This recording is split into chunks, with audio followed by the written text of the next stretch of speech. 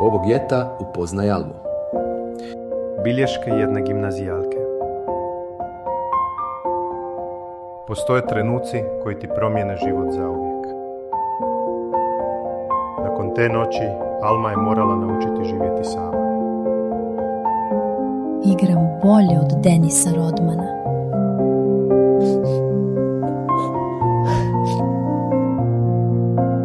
A kada ode i posljednja osoba koja te razumije, ostane samo strah. Alma, nadam se da si dobro i žao mi je što sam te ostavio. Priča o odrastanju, gubitku, prvoj ljubavi i borbi da ostaneš jak. Sva ta tuga i bol dala joj je snagu.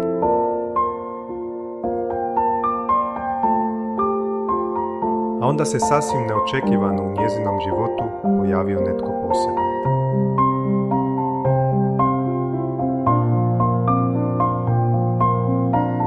Život ide dalje, htio ti to ili ne.